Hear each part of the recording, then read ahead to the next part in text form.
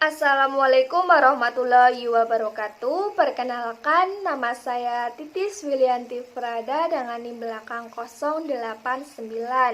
Di sini saya anggota dari kelompok 1 akan mempresentasikan hasil diskusi kami terkait model pembelajaran konstruktivisme. Untuk anggota kelompok 1 sendiri terdiri dari 6 anggota. Yang pertama, saya sendiri Titis Wilianti Frada dengan NIM belakang 089. Yang kedua, Feni Nur Afifah dengan NIM belakang 091. Yang ketiga, Sylvia Kamilatul Hidayah dengan NIM belakang 098. Yang keempat, Ahid Sadono dengan NIM belakang 100. Yang kelima, Arif Muad Julianto dengan NIM belakang 104. Dan yang terakhir, Willy Sekar Asi dengan NIM belakang 107. Untuk kelompok 1 sendiri terdapat 4 poin pembahasan. Yang pertama, pengertian model pembelajaran konstruktivisme. Yang kedua, pengertian model pembelajaran konstruktivisme menurut para ahli. Yang ketiga, konsep dasar model pembelajaran konstruktivisme. Dan yang terakhir atau yang keempat, implementasi model pembelajaran konstruktivisme. Nah, di sini saya akan menjelaskan pengertian model pembelajaran konstruktivisme. Di sini sudah ada yang tahu apa itu model pembelajaran konstruktivisme. Model pembelajaran konstruktivisme adalah salah satu pandangan tentang proses pembelajaran yang menyatakan bahwa dalam proses belajar atau pemerolehan pengetahuan diawali dengan terjadinya konflik kognitif. Konflik kognitif ini hanya dapat diatasi melalui pengetahuan akan dibangun sendiri oleh anak melalui pengalamannya dari hasil interaksi dengan lingkungannya. Slide selanjutnya yaitu ada pengertian model pembelajaran konstruktivisme menurut para ahli. Menurut Carly 2032 menyatakan bahwa konstruktivisme adalah salah satu pandangan tentang proses pembelajaran yang diawali dengan terjadinya konflik kognitif yang hanya dapat diatasi melalui pengetahuan diri, dan pada akhir proses belajar pengetahuan akan dibangun oleh anak melalui pengalamannya dan hasil interaksi dengan lingkungannya. Yang kedua, menurut Kukla 2039 menyatakan bahwa konstruktivisme adalah aliran filsafat pengetahuan yang berpendapat bahwa pengetahuan merupakan hasil konstruksi dari orang yang sedang belajar. Maksudnya setiap orang membentuk pengetahuannya sendiri. Konsep dasar model pembelajaran konstruktivisme. Teori konstruktivisme merupakan teori belajar yang termasuk ke dalam teori belajar kognitif. Teori konstruktivisme mulai digagas oleh Mark Baldwin dan selanjutnya dikembangkan oleh Piaget pada akhir abad ke-20.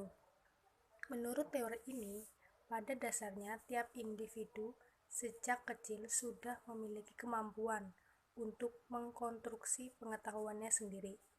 Pengetahuan bukanlah hasil pemberian orang lain, akan tetapi hasil dari proses konstruksi yang dilakukan setiap individu. Pengetahuan akan tersusun atau terbangun di dalam pikiran siswa sendiri ketika ia berupaya mengkoordinasikan pengalaman barunya berdasar pada kerangka kognitif yang sudah ada dalam pikirannya. Dengan demikian, pengetahuan tidak dapat dipindahkan begitu saja dari otak seorang guru ke otak siswanya. Seorang siswa harus membangun sendiri pengetahuan tersebut dalam otak masing-masing. Pengetahuan yang hanya diperoleh melalui proses pemberitahuan tidak akan menjadi pengetahuan yang bermakna. Pengetahuan tersebut hanya akan diingat sementara. Selanjutnya, implementasi model pembelajaran konstruktivisme.